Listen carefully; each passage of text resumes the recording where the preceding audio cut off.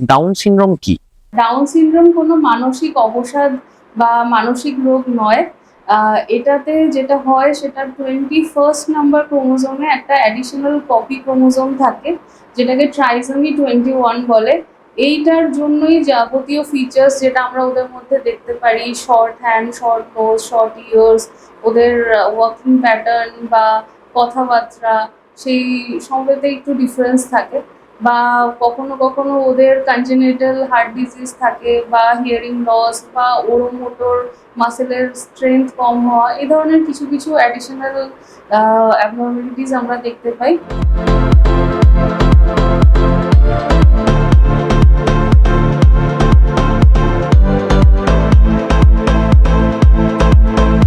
আপনি যে প্রসেসগুলোর কথা বললেন সেই প্রসেসগুলো কতটা কস্টলি, আর এমন একজন পরিবার যার এই কস্টটা বিয়ার করার মতো ক্ষমতা নেই, তাদের জন্য বিনামূল্যে কি কি রিসোর্স অ্যাভেলেবেল আছে? তো এটা অবশ্যই কস্টলি একটা লং টার্ম ট্রিটমেন্ট, যেটা রিহ্যাব, আমি এটাকে মেডিকেল আর রিহ্যাবিলিটেশন আলাদা করে দিচ্ছি। মেডিকেলে যদি ওদের কনজেনিটাল হার্ট ডিজিজ বা হিয়ারিং লস বা থাইরয়েড, এই ধরনের সমস্যাগুলো থাকে, তো সেটাতে গভর্নমেন্টেরও অনেক স্কিম আছে যেটাতে ফ্রি অফ কস্টই ম্যাক্সিমাম আমি দেখেছি যে তাদের হচ্ছে। যদি সিএলপি মানে ক্লেফট লিপ প্যালেট, যদি ঠোঁট কাটা বা ভেতরের তালু কাটা বাচ্চারা কেউ থাকেন, তারা আমার মেল আইডি দেয়া থাকবে ওনার পডকাস্টের নিচে, ওখানে মেল করতে পারেন। ওগুলো কমপ্লিটলি ফ্রি অফ কস্টে ওদের সার্জারি হবে, কমপ্লিটলি ফ্রি অফ কস্টে ওদের যতদিন স্পিচ থেরাপি লাগবে ততদিন করা হবে। 30 সেকেন্ডের একটা ছোট্ট বিরতি আমরা ডেডিকেট করব আমাদের স্পন্সর রিফ্লেক্টিভ ভাইবের জন্য। তাদের কন্টিনিউয়াস সাহায্য এবং উৎসাহ ছাড়া এই শোটা চালিয়ে যাওয়া আমাদের পক্ষে অতটা সহজ হতো না। রিফ্লেক্টিভ ভাইব কলকাতার মোস্ট ট্রাস্টেড ইন্টেরিয়ার ডিজাইন কোম্পানিগুলোর মধ্যে একটা। ওরা end to end interior solutions provide করে থাকে, যেমন flooring, ceiling, furniture, bath fittings, painting, they cover everything. আর ওদের একটা বিশেষত্ব হলো ওরা 4টে কোটেশনস আপনাকে প্রোভাইড করে থাকে। আপনি আপনার নিড এবং বাজেট অনুযায়ী বেস্ট অপশনটা চুজ করতে পারেন। When we were discussing about their vision and their motto, they told us they want to create modern, elegant, and efficient designs within an affordable budget range. And I believe we really need more companies like Reflect Your Vibe who thinks about the common people like us rather than the elite class.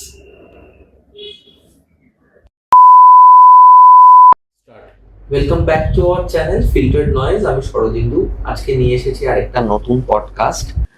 এবং আজকে যেই বিষয়টা নিয়ে আমরা কথা বলবো সেটা আমাদের প্রত্যেকের জন্য খুবই গুরুত্বপূর্ণ।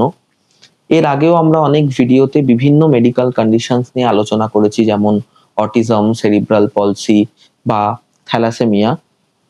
আজকেও আমরা একটা অন্য মেডিকেল কন্ডিশনস নিয়ে কথা বলবো, সেটা হচ্ছে গিয়ে ডাউন সিনড্রোম। এবং I believe the best way to get knowledge is to get it from a specialist. And we have Paramita ma'am with us, who is working at the ground level for so many years. So, ma'am, আপনার থেকে জানতে চাইবো কেমন আছেন? আমি ভালো আছি, এসে বেশ ভালো লাগছে। Perfect ma'am. সো আপনি কি করেন? নমস্কার, আমি পারমিতা পাল। আমি একজন অডিওলজিস্ট, স্পিচ থেরাপিস্ট। আমি mainly speech, swallow, voice, language, এই সবগুলো অ্যাসপেক্ট নিয়ে কাজ করি। আর audiology and hearing aids, hearing testing, vestibular testing, এগুলোই আমি করি। আমি masters in audio and speech. আমি লাস্ট 10 ইয়ার্স ধরে বিভিন্ন হসপিটালসে প্র্যাকটিস করছি কলকাতাতে। এখন প্রেজেন্টলি আমি হাওড়া নারায়ণাতে এবং বারাসাত নারায়ণাতে আছি। আমি বেঙ্গল রিহ্যাবিলিটেশন গ্রুপের সাথেও অ্যাটাচড আছি। ওনারাও বেঙ্গলের লার্জেস্ট হসপিটাল বেস্ট চেইন, এবং আমার নিজস্ব ক্লিনিক আছে বাড়িতে বনগাঁতে, এবং বিভিন্ন নার্সিং হোমের সাথেও আমি অ্যাটাচড আছি। আমি পেডিয়াট্রিক টু জেরিয়াট্রিক, এই টোটাল পপুলেশনের উপরেই আমার কাজ থাকে।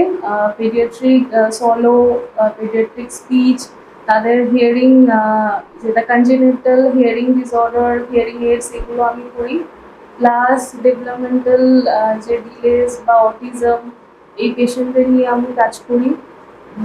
আফটার স্ট্রোক, সলো প্রবলেম, নাকে নল দিয়ে খাওয়াতে হচ্ছে, মুখে খেতে পারছে না বা কথাও জড়িয়ে যাচ্ছে, এই ধরনের পেশেন্টকে আমি ট্রিট করি। এবং এল্ডারলিদের ক্ষেত্রেও এই ধরনের সমস্যা আসে, সেগুলোকে আমি ট্রিট করি। সো আজকে স্পেসিফিক ভাবে আমরা যেই বিষয়টা নিয়ে কথা বলবো সেটা হচ্ছে ডাউন সিনড্রোম। আর একদম স্পেসিফিক টপিকে ঢোকার আগে আমি জানতে চাইবো আপনার কাছ থেকে যে আপনি এই পেশায় কি করে এলেন, বা এই বিষয়ে পড়াশোনা কিভাবে শুরু করলেন, বা এই বিষয়ে ইন্টারেস্ট আপনার কি করে জন্মালো। আচ্ছা, আমি যেরকম নর্মালি সবাই বেঙ্গলি মিডিয়ামে একটু প্রথম সারির স্টুডেন্ট আর কি, ক্লাসে ফার্স্ট হয়, এই জিনিসগুলোই একটু ডেডিকেশন ছিল। ভাবতাম যে মেডিকেলে কিছু করব, পেশেন্ট দেখা, ছোটবেলায় ডক্টর টক্টর সাজা, এইগুলোই চলতো।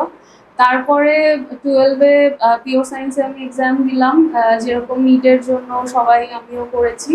কিন্তু সেই সময়তেই আমার বাবা, ওর একটা ভীষণ অবদান। আমার বাবা খুবই মানে ওখানকার একটু দয়ালু মানুষ। আমাদের বনগাঁতে বাড়ির পাশে একজন ছিলেন যিনি পুরোপুরি ডেফ অ্যান্ড ডাম।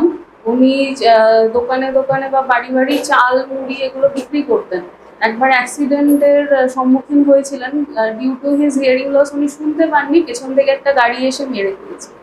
তো বাবা ওনাকে বললেন, চল তোকে নিয়ে যাই, একটা হসপিটাল আছে ওখানে ফ্রিতে কানের মেশিন দেয় তো দুস্থ মানুষদের। তাই বলে বাবা ওনাকে, আমি যে কলেজে পড়েছি সেই কলেজে নিয়ে এসেছিলেন ফর ট্রিটমেন্ট। তো সেখানে ওনার ট্রিটমেন্ট হলো, উনি হিয়ারিং এড পেলেন। আর বাবা দেখলো যে আমার মতোই কিছু ছোট ছোট ছেলেমেয়েরা, মানে ওই ক্লাস 12-এর টিনেজার্সরা সব লাইন দিয়েছে, ফর্ম তুলছে আমাদের কলেজে। তো বাবা ওদেরকে জিজ্ঞেস করলেন, তোমরা কি করছো, কিসের ফর্ম? তো বললো, আঙ্কেল আমরা ক্লাস 12 দিয়েছি, এখন আমরা এখানে as an speech and audiologist হিসেবে আমরা পড়াশোনার জন্য যে যে এক্সামটা হবে, এন্ট্রান্স এক্সাম, ওইটার ফর্মটা তুলছি। বাবাও যথারীতি তুলে নিয়ে আসলেন, আমিও সেই বছরই এইচএস দিচ্ছি। তো ফর্ম ফিল আপ করে আমি এন্ট্রান্সে বসলামও। এবার আমি বাংলা মিডিয়ামের স্টুডেন্ট ছিলাম তখন, আমার মনে হচ্ছিল যে সব কোশ্চেন ইংলিশে আমি পারবো কিনা, কিন্তু আমি 8 র্যাঙ্ক করলাম অল ইন্ডিয়াতে। ওকে, এই এক্সামটার নামটা কি ম্যাম? এই এক্সামটা এখন নিটের মধ্যেই ঢুকে গেছে। ওকে, আগে all India speech and hearing entrance exam বলে ছিল। ওকে, তো সেখানে আমি অল ইন্ডিয়া বেসিসে 8 র্যাঙ্ক করেছিলাম। তো কলকাতায় বনহুগলি হ্যান্ডিক্যাপ হসপিটালে আমি ব্যাচেলার্সে চান্স পেলাম। আমি শুরু করলাম ব্যাচেলার্স পড়া, ওটা 4 বছরের course, bachelors in audiology and speech therapy. তারপরে আরও অ্যাডিশনাল 2 বছরের কোর্স আমি করেছিলাম, ওটা masters in audiology and speech therapy. ওর জন্য এন্ট্রান্স ছিল, ওটাতে আমার 6 র্যাঙ্ক ছিল। তো এইভাবে এটাই আমার জার্নি, মানে বাবার হাত ধরেই, বাবা কারোর উপকার করতে এসেছিলেন বলেই আমারও এই দিকে আসা। আর তারপরে আমার প্রথম থেকে ইচ্ছে ছিল যে প্র্যাকটিস করা। আমি প্রফেসর লাইনে যেতে চাইনি, আমি পেশেন্ট দেখতে চেয়েছি, পেশেন্টকে কিওর করার মধ্যেই আমি খুশি হতাম। তাই জন্য আমি এই লাইনটাই বেছে নিয়েছি যে আমি বিভিন্ন হসপিটালসে, নার্সিংহোমে, ক্লিনিকে বা নিজের বাড়িতেও আমি পেশেন্ট দেখে যাই সকাল থেকে রাত অবধি। সমস্ত এজের পেশেন্ট আমি এভরিডে দেখি। একটা নিউবর্ন বেবিকেও আমি, একটা 2 দিনের বেবিকে ওই মানে যেটা হিয়ারিং স্ক্রিনিং, যেটা এখন গভর্নমেন্ট থেকে ম্যান্ডেটরি, ওই টেস্টটাও করি। কোলে নিয়ে ধরে একটা বাচ্চা, একটা নিউবর্ন বেবির কানে একটা ফ্রক ঢুকিয়ে ও কাঁদে, ওকে চুপ করানো, এই জিনিসটাকেও আমি এনজয় করি। আবার একজন খুবই বয়স্ক, একজন জেরিয়াট্রিক মানুষ, যিনি হয়তো 90 ইয়ার্স, 82 ইয়ার্স, এই ধরনের মানুষ, যিনি হয়তো এখন বাচ্চাই হয়ে গেছেন, তাকে আবার করে খাওয়ানো, যিনি নাকে নল দিয়ে খাচ্ছেন আফটার স্ট্রোক বা আফটার জিবি এনিথিং, তাকে আবার মুখে খাওয়ানো, ওই চ্যালেঞ্জটা নেওয়া, বা ওনাকে আবার কথা বলানো, ওনার মুখে হাসি, এই জিনিসটাই দেখতে আমি ভালোবাসি। এই জন্য এই ফিল্ডে আমি আছি। এই জন্যই রোজ আমি শক্তি পাই যাতে সকালবেলা বেরিয়ে যেতে পারি, আবার রাতে ঢুকে, এইভাবেই চলছে। Great, ma'am. Great. So, we really need people like you who are working at the ground level. So, একদম ডিরেক্টলি আমাদের টপিকে ঢুকি এবার। So my first question will be কি ডাউন সিনড্রোম কি? আচ্ছা, আমি ডাউন সিনড্রোম কি বলার আগে কি নয় সেটাও বলে দিচ্ছি। ডাউন সিনড্রোমের বেবি বা মানুষদেরকে আমরা দেখতে পাই সচরাচর রাস্তাঘাটে, ওদের আকৃতি, ওদের হাঁটা চলা, কথাবার্তা, ওদেরকে দেখলে আমরা বুঝতে পারি ওরা সবার থেকে আলাদা। আর ডাউন সিনড্রোম কোনো মানসিক অবসাদ বা মানসিক রোগ নয়। এটাতে যেটা হয় সেটা 21st নাম্বার ক্রোমোজোমে একটা অ্যাডিশনাল কপি ক্রোমোজোম থাকে, যেটাকে ট্রাইসোমি 21 বলে। এইটার জন্যই যাবতীয় ফিচার্স যেটা আমরা ওদের মধ্যে দেখতে পারি, short hand, short nose, short ears, ওদের ওয়াকিং প্যাটার্ন বা কথাবার্তা, সেই সবেতে একটু ডিফারেন্স থাকে। বা কখনো কখনো ওদের কনজেনিটাল হার্ট ডিজিজ থাকে, বা হিয়ারিং লস, বা ওরোমোটর মাসেলের স্ট্রেংথ কম হওয়া, এই ধরনের কিছু কিছু অ্যাডিশনাল অ্যাবনর্মালিটিস আমরা দেখতে পাই। এটাই ডাউন সিনড্রোমের পসিবিলিটিস নিয়ে নিশ্চয়ই আজকে আমরা কথা বলবো। নিশ্চয়ই ম্যাম, সবার আগে তো জানতে চাইবো যে কেন হয়, বা এটাকে কি কোনোভাবে প্রিভেন্ট বা কিওর করা যায়? ওকে, ডাউন সিনড্রোম যেটা আমি বললাম যে এটা একটা ক্রোমোজোমাল ডিফর্মিটি, এটাতে ওই 21st নাম্বার ক্রোমোজোমে একটা অ্যাডিশনাল ক্রোমোজোম থাকে, যেটা ট্রাইসোমি 21, এটার জন্যই এটা হয়। মানে এটা- পিওরলি জেনেটিক, মানে Purely- মানুষের হাতে এটার মানে প্রিভেন্ট করার কোনো উপায় নেই, কার হবে সেটাও আমরা আগে থেকে মানে বুঝতে পারি না। এক্স্যাক্টলি, এটা প্রিভেন্টেবল নয়, কিন্তু এটার কিছু জেনেটিক টেস্টিং, জেনেটিক কাউন্সেলিং, এগুলোর মাধ্যমে আগে থেকে ডিটেক্ট সম্ভব। মানে মানে- জন্মের পূর্বেই ডিটেকশন জন্ম- সম্ভব। ইয়েস, জন্মের পূর্বেও ডিটেকশন সম্ভব। যেরকম কিছু রিস্ক ফ্যাক্টরস আছে, যেরকম এই যেগুলো আমরা মেনে চলতে পারি, যেরকম অ্যাবভ 35 ইয়ার্স, তারপরে কনসিভ করলে এটার রিস্ক অনেক বেশি হয়ে যায়। একজন Okay. মাদারের যদি অ্যাবভ 35 ইয়ার্সে উনি কনসিভ করছেন, তো এটার রিস্ক বেশি থাকে। এই একটাই প্রিকশন আমরা নিতে পারি, বা আহ, আর কিছু টেস্ট আছে, হ্যাঁ, কিছু স্ক্রিনিং টেস্ট আছে, মানে প্রিন্যাটাল টেস্ট, যেগুলোর মাধ্যমে এটা ডিটেকশন সম্ভব। সো দুটো টেস্ট করা যেতে পারে, এনআইটিসি অ্যান্ড অ্যামনিওসিন্থেসিস। এই দুটো টেস্টের মাধ্যমে মোটামুটি শিওর হওয়া যায় যে ডাউন সিনড্রোম বেবির এই অ্যাডিশনাল ক্রোমোজোমটা ওই বেবির মধ্যে আছে কিনা। ওকে। তো সেটা অবশ্য প্রিন্যাটাল স্টেজে, মানে বেবি অলরেডি কনসিভ হয়ে গেছে, সেই সময় বেবি মাদার্স হোমে আছে, এই সময়ই এটা করা যায়। বিদেশে এই টেস্টটা খুবই রেগুলার হয়, সেখানে তারপরে ওরা খুবই ওয়াইজলি ডিসিশনও নেয় যে কি করবে, ওরা প্রেগন্যান্সিটাকে কিভাবে ক্যারি অন করবে, বা যেটাই ওদের ডিসিশন হয়, মাদার অ্যান্ড ফাদার। তো এই জিনিসটা করা যেতে পারে বিফোর বার্থ। আর যদি আফটার বার্থ এটা ডিটেক্ট হয়, তাহলে এটাকে কিওর করার তো কিছু নেই, কিন্তু যাতে ফার্দার ডেভেলপমেন্টাল ডিলে না হয়, ওই জন্য আর্লি ডিটেকশনটা ভেরি ইম্পর্ট্যান্ট। যত তাড়াতাড়ি বাচ্চাকে ডিটেক্ট করা যায় যে yes he is a or she is a down syndrome baby, তো সেইভাবে আমরা আর্লি রিহ্যাবিলিটেশন স্টার্ট করতে পারি। বা মেডিকেল ট্রিটমেন্টস, যেটা আমি বললাম যে ওদের কনজেনিটাল হার্ট ডিজিজ হওয়ার সম্ভাবনা ভীষণ বেশি থাকে, they are very prone to. ওদের hearing loss, conductive hearing loss খুবই কমনলি দেখা যায়। ওদের ওরোমোটর সেন্সেস অনেকটা লো থাকে, বা কোঅর্ডিনেশনটা লো থাকে। সেই ধরনের থেরাপি বা মেডিকেল ডক্টরস, যেরকম কার্ডিওলজিস্ট, পেডিয়াট্রিশিয়ান, ইএনটি, হ্যাঁ, এবং speech solo therapist, occupational therapist, physiotherapist, এইসব প্রফেশনালরাই এদের ম্যানেজমেন্টের একটা টিম গঠন করে। এনাদের সহচার্যে এই ডাউন বেবিগুলো যদি আর্লি ডিটেক্টেড হয় আর ওয়েল ট্রিটেড হয়, তাহলে ওরাও সমাজের মুখ হতে পারে, সমাজে ওদেরও একটা কন্ট্রিবিউশন হতে পারে। পারফেক্ট। ওকে ম্যাম, সো আমি একটু সেনসিটিভ একটা টপিকে ঢুকবো। আপনি বললেন বিদেশে এই টেস্টগুলো রেগুলারলি পারফর্ম করা হয়, but I would like to know about the situation of India. Okay, so when a child is born with such medical condition, আপনি তাদের পেরেন্টসদেরকে কিভাবে কনভিন্স করেন যাতে তারা সেই বাচ্চাটির জন্য best possible training or best possible পরিবেশটা দিতে পারে?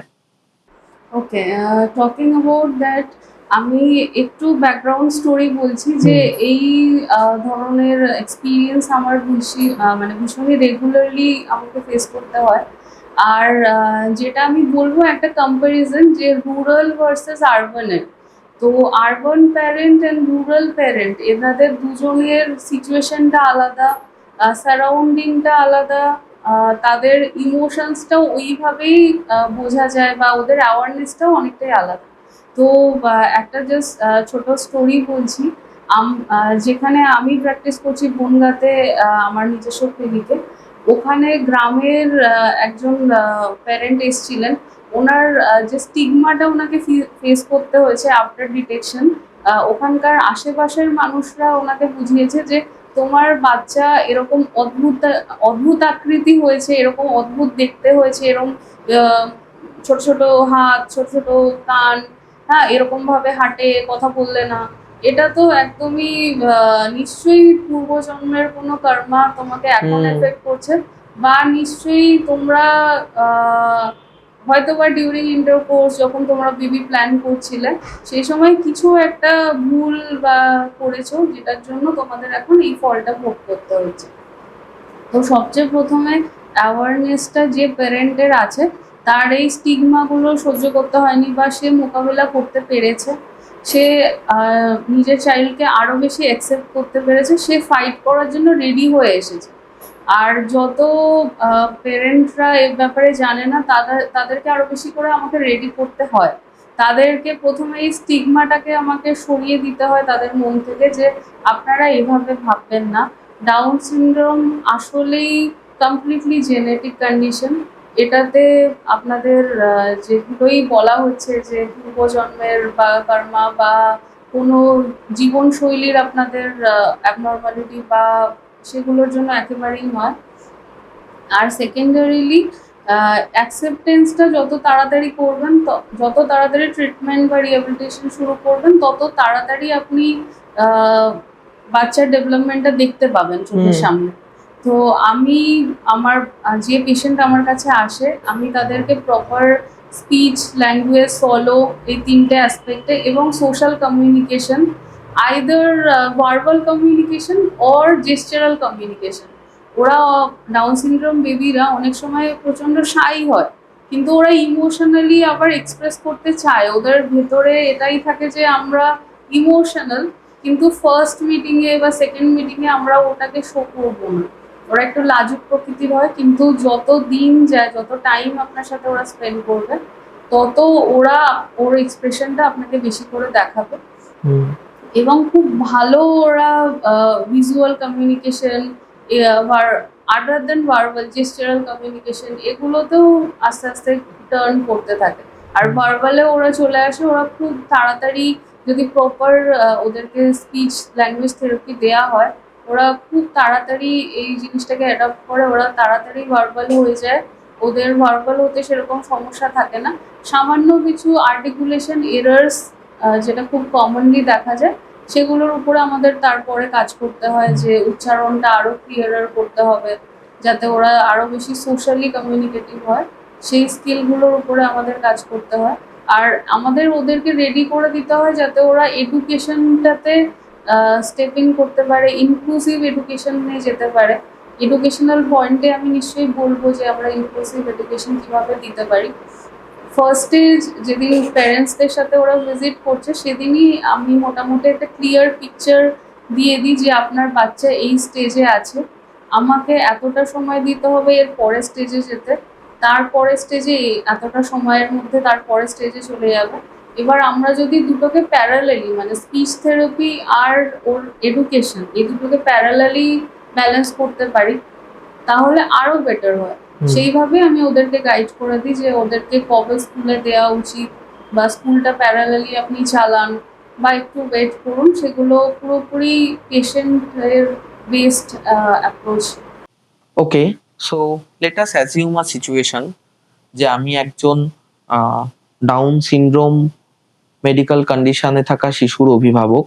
So how will you guide me যে আমি কি করে আমার শিশুকে বা আমার বাচ্চাকে নার্চার করব? সো আপনি আপনার বাচ্চাকে নিয়ে এসেছেন আমার কাছে, ওর ধরে নিলাম যে ও এখন একদমই কথা বলছে না, একেবারেই নন ভার্বাল। ওর ফিজিক্যাল ডেভেলপমেন্টেও হয়তো বা একটু ডেভেলপমেন্টাল ডিলে আছে, ওর ঘাড় শক্ত হওয়া, ওর ধরে ধরে দাঁড়ানো, হাঁটা, এগুলো একটু ডিলেড আছে। সেটা দেখেই হয়তো আপনি আমার কাছে নিয়ে এসছেন, প্লাস ও কথাও বলছে না। তো আমি প্রথমে জানতে চাইবো যে ওর ফিজিক্যাল যে ডেভেলপমেন্টাল ডিলে হলো তার জন্য আপনি ফিজিওথেরাপিস্টের কাছে গেছেন কিনা বা কোনো অকুপেশনাল থেরাপিস্টের কাছে গেছেন কিনা, আমি সেদিকেও একটা রেফারেল দিয়ে রাখবো। প্লাস আমি আমার পার্টের কাজটা মানে প্রথমেই অ্যাসেসমেন্টটা করব, ওর এজ ওয়াইজ ওর ল্যাঙ্গুয়েজ বা স্পিচের ডেভেলপমেন্ট কতটা হয়েছে, ওর বয়সী অন্য বাচ্চারা মানে নর্মাল যে এজ, ওর এজ অনুযায়ী মানে ও কতটা পিছিয়ে আছে ওর এজের থেকে, সেটা ডিটেক্ট করা। প্লাস ও যদি যদি ওই বাচ্চাটা ভার্বাল হয়, ও কথা বলছে, সুন্দর কথা বলছে, কিন্তু কথা বোঝা যাচ্ছে না, তো সেক্ষেত্রে আরও স্পেসিফিক্যালি আর্টিকুলেশন টেস্ট, ওর স্পেসিফিক আর্টিকুলেশন এরার কি আছে। মোস্ট কমনলি আমরা বাচ্চাদের মধ্যে দেখতে পারি যে ওরা কথাটা কমপ্লিট করতে পারে না, আইদার ওয়ার্ড হোক বা সেন্টেন্স হোক, ওরা কমপ্লিশনের দিকে যায় না, একটু কথা বলে ওরা ছেড়ে দেয়। তো সেই জিনিসগুলোকে ডিটেক্ট করতে হবে যে ওর প্যাটার্নটা কি, ও কোন প্যাটার্নে সমস্যা হচ্ছে। অনেক ক্ষেত্রে দেখা যায় ওদের ফিডিং ডিফিকাল্টি হচ্ছে, ওরা ব্রেস্ট ফিড করানো যাচ্ছে না, বাচ্চা সাক করছে না, টানছে না, ব্রেস্ট ফিডও করছে না, প্লাস বটল ফিডিং করা যাচ্ছে না, বাচ্চাকে খুব প্রবলেম হচ্ছে ফিডিং করাতে। তো সেক্ষেত্রে আমরা ওপিএম স্ট্রাকচার, টাং, লিপ, জ মুভমেন্ট, ভেতরে যেটা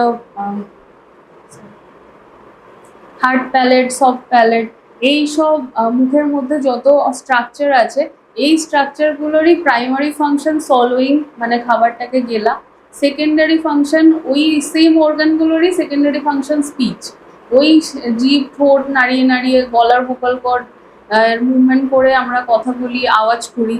তো সেই জন্য কিছু কিছু ফাংশন যদি ওরোমোটরের উইকনেস থাকে, সেক্ষেত্রে সলভিং প্রবলেম আসবে, ওর খেতে গিলতে। অনেক বাচ্চারা চিউ করে না, চিবোতে চায় না, মুখে খাবার দিলে ডাইরেক্টলি গিলে খায়, বা একেবারে পেস্ট করে খাবার দিতে হবে, নইলে আমার বাচ্চা খাবে না। পেস্ট করে ছেঁকে মায়েরা সকালবেলা থেকেই বয়েল করে করে খাবারগুলোকে ছাঁকছে, ছেঁকে খাওয়াচ্ছে বাচ্চাকে, কারণ বাচ্চা তো চিবোবে না। তো এই জিনিসগুলো আমরা একেবারেই আমরা পার্টিকুলার থেরাপি প্রোগ্রাম স্টার্ট করি, exercises, feeding therapy, sensory therapy, এগুলো স্টার্ট করা হয়। তার সাথে সাথে মা বাবাকেও গাইড করা হয় যে এখন এই স্টেজে কোন টেক্সচারের খাবার দেওয়া যেতে পারে। এর পরের স্টেজে আমরা নিজেরাই ওরাল ট্রায়াল করে দেখিয়ে দিই যে এই স্টেজের খাবারও কিন্তু এইভাবে খাওয়ালে খাবে, কোন পোশ্চার হতে হবে, বডিলি পোশ্চার কতটা হতে হবে যাতে আমরা ওই খাবারটা খাওয়াতে পারি। হ্যাঁ, এই সমস্ত কিছু তাদেরকে গাইড করা, যেরকম আপনি আসলে আপনার যদি এই স্পেসিফিক সমস্যাগুলো থাকে সেইভাবে গাইড করা হবে। ওকে ওকে, সো এই প্রসেসগুলো ফলো করে একজন অভিভাবক বুঝতে পারলেন যে কিভাবে একটা সাইন্টিফিক ওয়েতে বা একটা মেডিকেল ওয়েতে ট্রিট করলে সে তার বাচ্চাকে বা শিশুকে একটু বেটার পরিবেশ দিতে পারে, ঠিক আছে। কিন্তু একজন বাচ্চা, তার থেকে আমরা তার পেরেন্টদের মতো অ্যাকসেপ্টেন্স বা ম্যাচিওরিটি বা বুদ্ধিমত্তা আমরা এক্সপেক্ট করতে পারি না, right? So how will you treat them? Now you have told us যে আপনি পেরেন্টদের সঙ্গে কিভাবে ডিল করবেন, বাট নাও টেল আস যে আপনি সেই শিশুটির সঙ্গে কিভাবে ডিল করবেন। ওকে, সো বাচ্চা যখন আমার কাছে ফার্স্ট আসে, আজ অবধি আমি যত ডাউন সিনড্রোম বাচ্চা দেখেছি, বেবি দেখেছি, প্রথমে কেউ তারা ইন্টারাকশন করতে চায় না, আই কন্ট্যাক্ট করতে চায় না, আমার মুখের দিকে ফার্স্ট মিটিং এ কেউ তাকায়নি। ওকে, তো ফার্স্টে এই কোশ্চেনটা ভীষণই ভালো, আমি প্যারেন্টসদেরকে এটার মাধ্যমে কিছু টিপস দিয়ে দিচ্ছি বা কিছু অ্যাক্টিভিটিস বলে দিচ্ছি যারা ইনিশিয়াল লেভেলে করাতে পারে। সো আই কন্ট্যাক্ট হচ্ছে না, বাচ্চা তাকাচ্ছে না মুখের দিকে, তো কিভাবে আমরা মুখের দিকে তাকানোটাকে প্র্যাকটিস করতে পারি? একদম ফার্স্টে তো কিছু গেমসের মাধ্যমে, যেরকম টিপ, ছোট ছোট কালারফুল টিপ, সেগুলো কপালে আপনি লাগিয়ে নিলেন অনেকগুলো, বাচ্চাটাকে বললেন দেখো এটাকে এটাকে রিমুভ করতে হবে, এটাকে বার করতে হবে, তুমি একটু করো তো, আমার সাথে করো তো, বা তোমাকে একটু লাগিয়ে দিলাম, আমি করছি, তুমি করো তো। এইভাবে ইনভলভ করে করে ও তখন স্বভাবতই ওই খেলাটা যদি ও খেলে বা ওকে যদি ইনভলভ করা যায় ওই গেমটাতে, তাহলে ও বাধ্য আপনার চোখের মুখের দিকে তাকিয়ে কপালের টিপগুলোকে সরাতে বা নাকের উপরের টিপগুলো, গালের উপরের টিপগুলো সরাতে। এই একটা অ্যাক্টিভিটি খুব কমনলি আমি দিই বাচ্চাদেরকে, এটা একটা। আর ওরা অ্যাকচুয়ালি ভীষণই ইমোশনালি এক্সপ্রেসিভ হয়, কিন্তু ওটা বুঝতে হবে। ওরা ইমোশনাল, ডাউন সিনড্রোম বেবি কিন্তু প্রচন্ড ইমোশনাল হয়, ওদের মধ্যে রিদমের সেন্স থাকে, মিউজিকের সেন্স থাকে, ওদের আর্টিস্টিক একটা দিক থাকে, ওদের ওটার অ্যাকসেপ্টেন্স থাকে।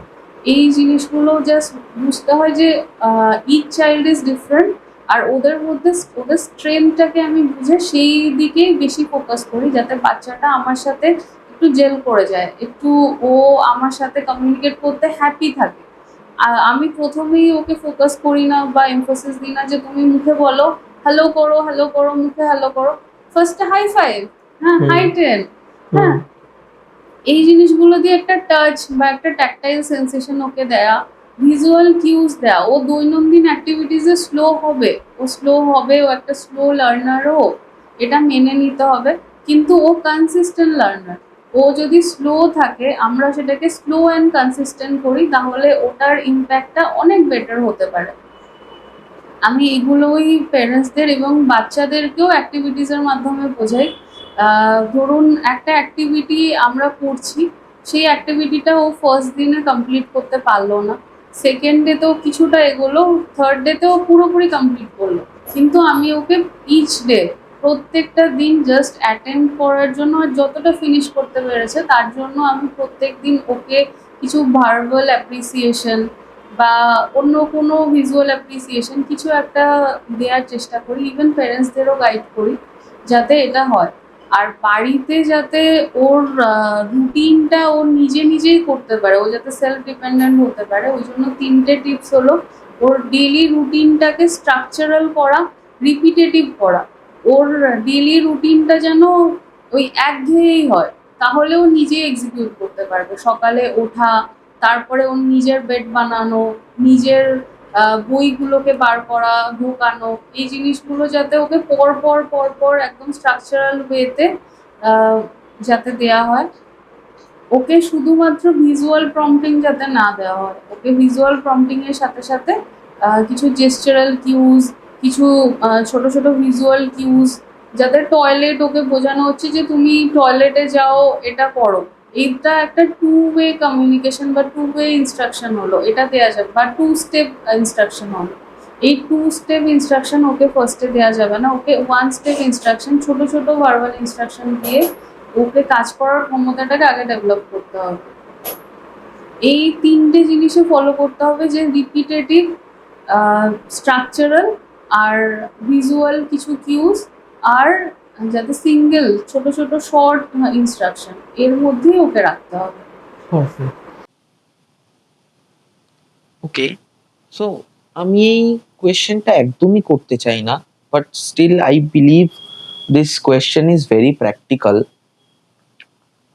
আপনি তাকে ট্রেন করে নিজের ডেইলি লাইফে যাবতীয় কাজগুলো যেভাবে করতে হবে সেই বিষয়টা সম্পর্কে সড়গড় করলেন, কিন্তু আমি ধরে নিচ্ছি একটা টাইম পরে গিয়ে তার মা বাবা আর তার সাথে নেই, অ্যান্ড তার সে ইকোনমিক্যালিও অতটা স্ট্রং নয় যে they can make a living.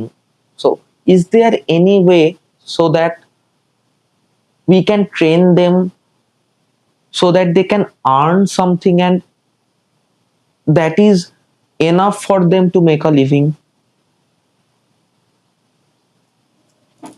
হ্যাঁ, এটা এই কোশ্চেনটা ভীষণই ভালো, আর এটার ব্যাপারে অ্যাওয়ারনেস থাকাটাও খুব জরুরি। ডাউন সিনড্রোম বেবি বা যে কোনো কমিউনিকেশন ডিসঅর্ডারের বাচ্চা বা বড়দের জন্য এখন অনেক অ্যাসোসিয়েশনস আছে যারা এগিয়ে এসেছে।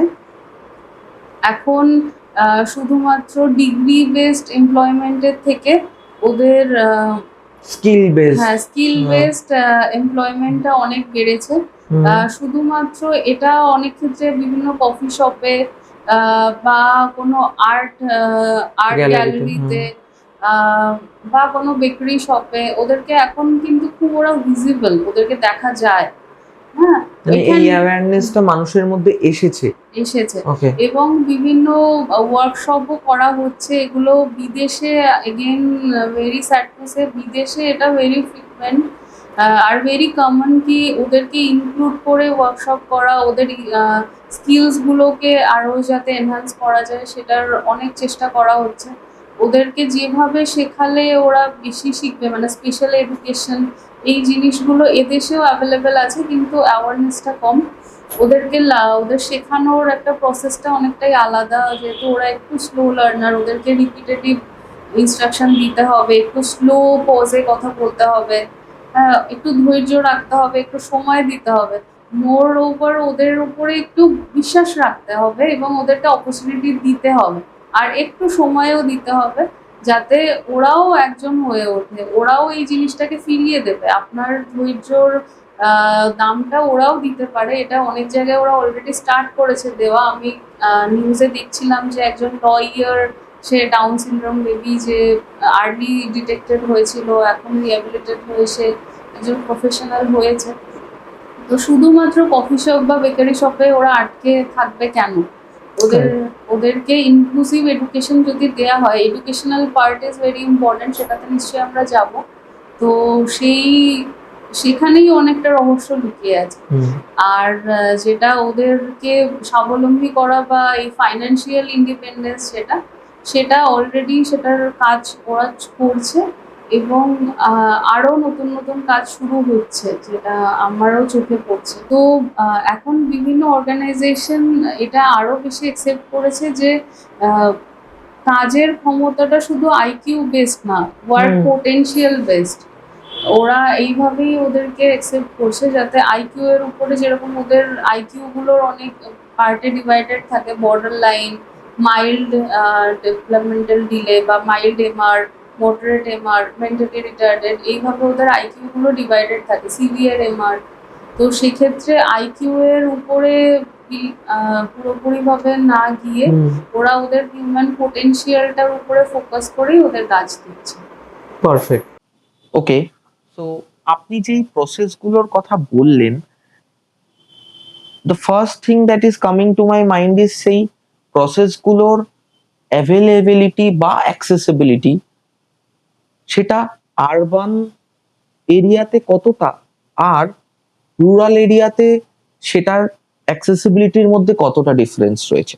অ্যাভেলেবিলিটি আরবান এরিয়াতে অবশ্যই অনেকটাই বেশি, আবার সেদিক থেকে দেখতে গেলে যে অ্যাভেলেবিলিটির মধ্যেও অনেক ফাঁকও থেকে যাচ্ছে।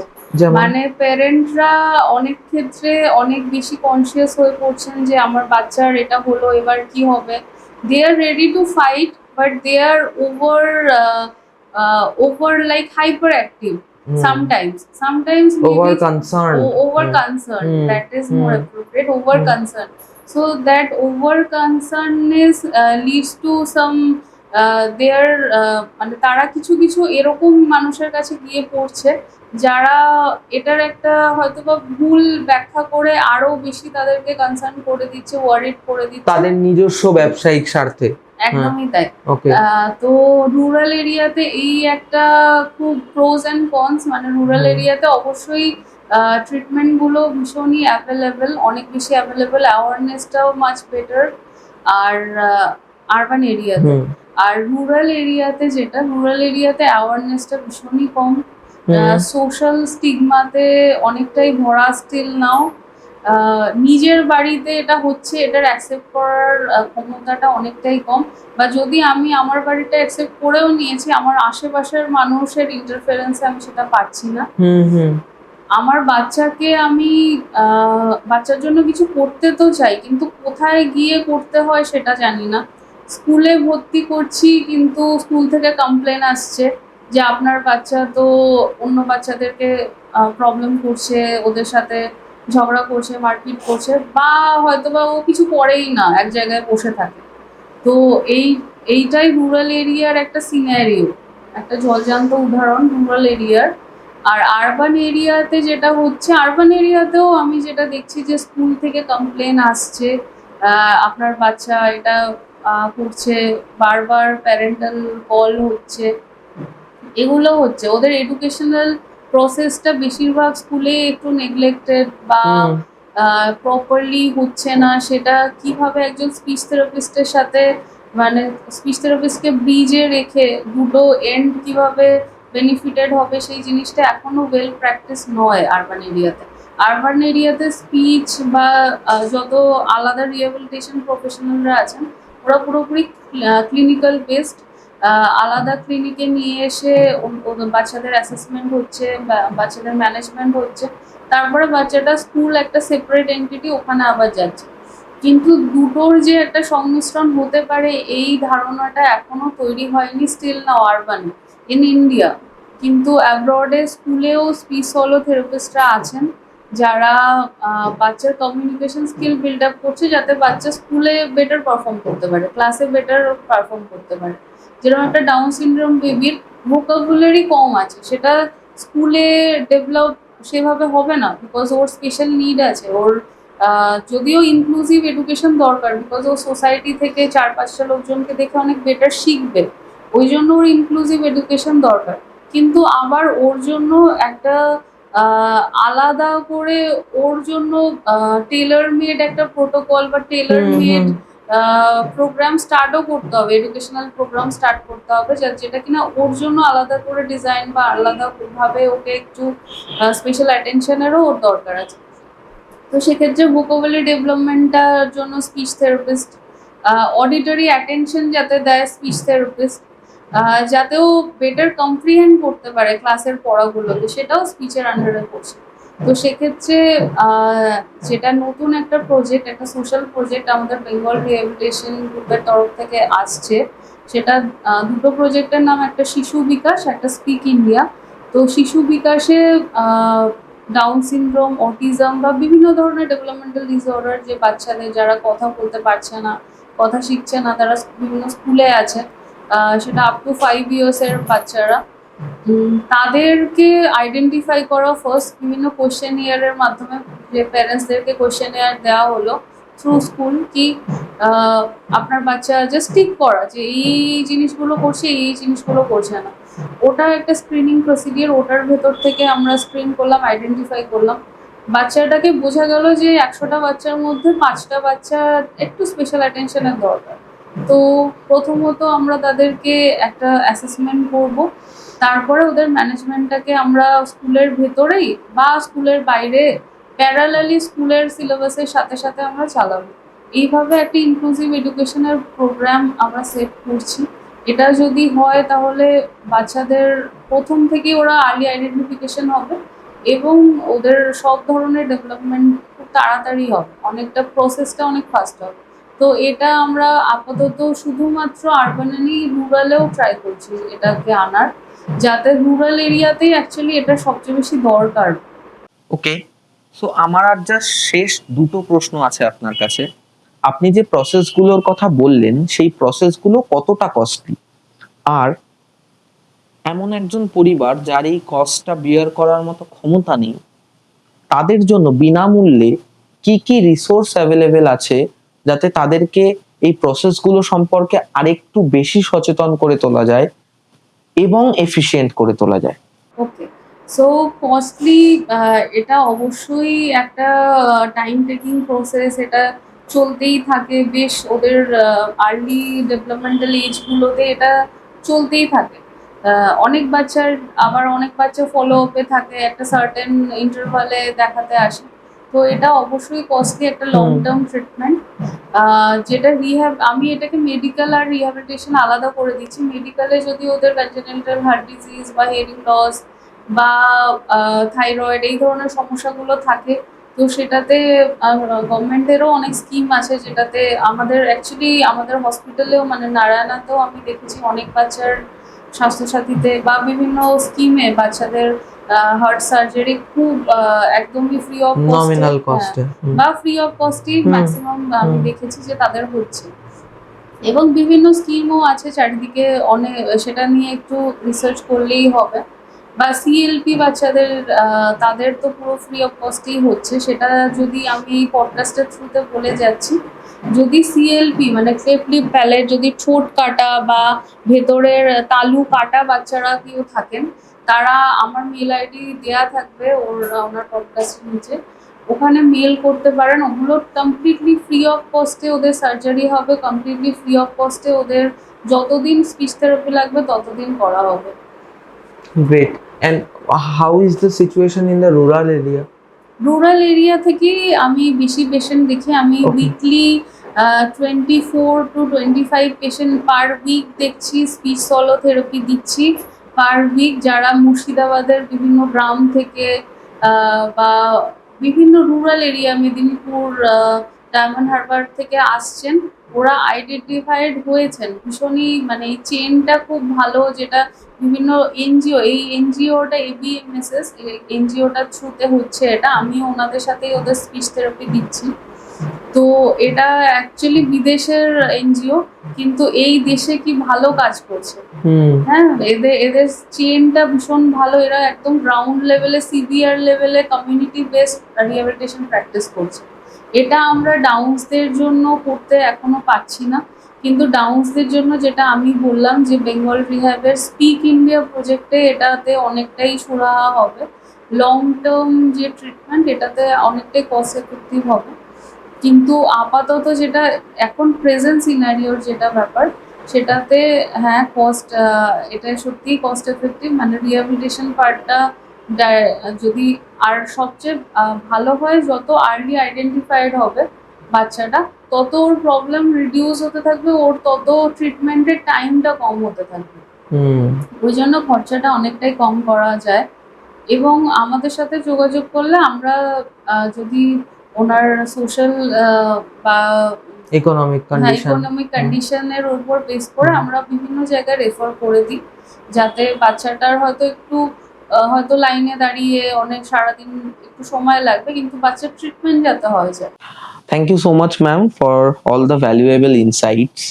আর জাস্ট পডকাস্টটা শেষ করার আগে আপনাকে জিজ্ঞেস করব যে আপনি একটা স্কুল খুলতে চান, আপনি আমাকে বলছিলেন পডকাস্ট শুরুর আগে, এই ধরনের মেডিকেল কন্ডিশনে থাকা শিশুদের জন্য, তো সেটার ব্যাপারে যদি কিছু বলেন। আমি যেরকম আপনাকে বলছিলাম যে আমার লাইফ স্টোরি, আমি কিভাবে এই ফিল্ডে এসেছি।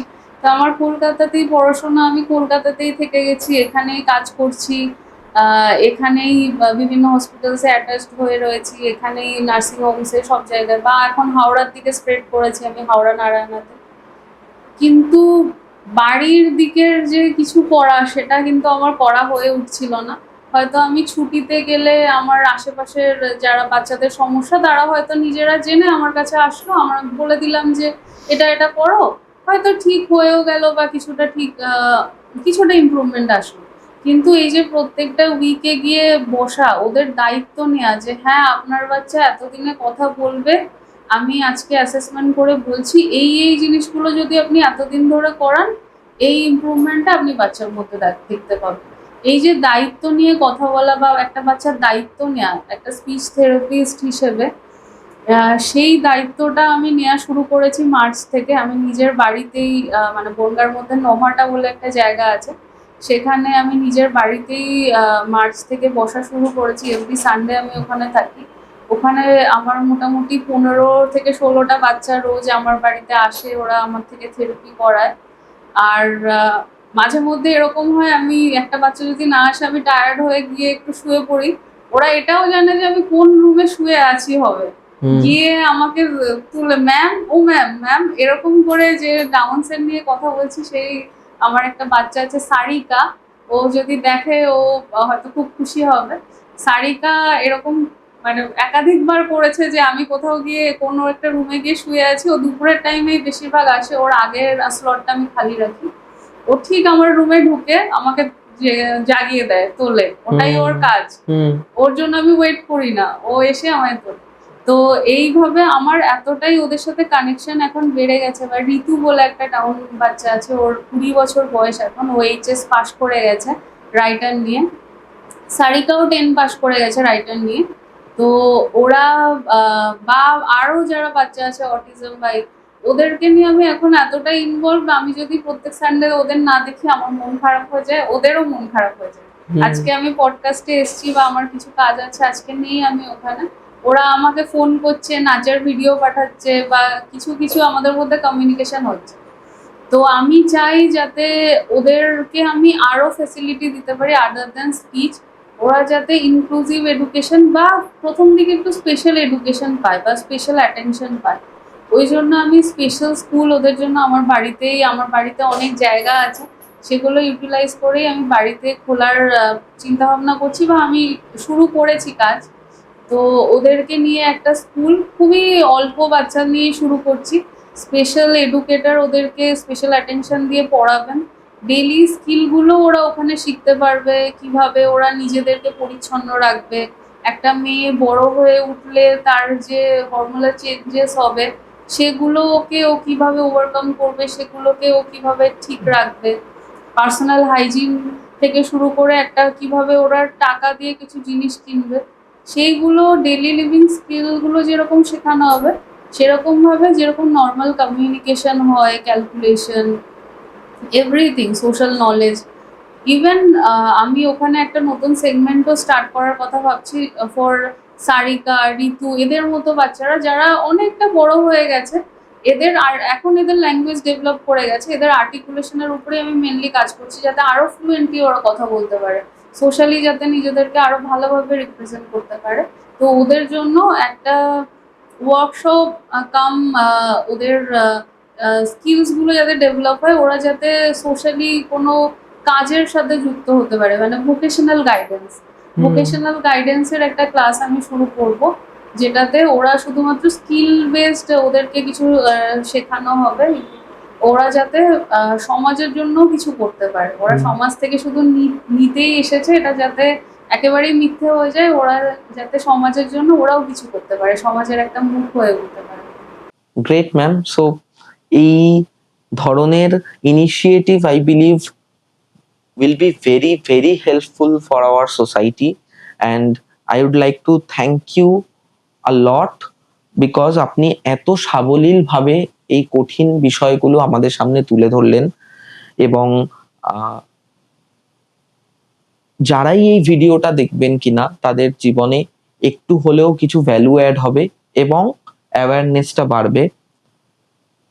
Before shooting this podcast, I also did not have that awareness. So I believe if I can get better in the ways, in the subjects that I talk with people, so যারা আমাদেরকে শুনছেন তারাও কিছু আজকে এই ভিডিওটা থেকে নিজের জন্য নিয়ে যেতে পারবেন। And again, I would like to thank you for working in the ground level and এত শিশুদের, এত মা বাবাকে সাহায্য করার জন্য। So truly thank you. Thank you আমাকে ইনভাইট করার জন্য। আর আমারও ভীষণ ভালো লাগবে যদি আরও অ্যাডিশনালি কোনো মানুষ আমাকে রিচ আউট করেন বা কারোর কোনো ধরনের উপকার আমি করতে পারি, একটা বাচ্চাকে সেভ করতে পারি moreover. Absolutely ma'am, absolutely. Thank you so much. Thank you. খুব ভালো হয়েছে, দারুণ না হয়েছে। আমি অনেক উল্টো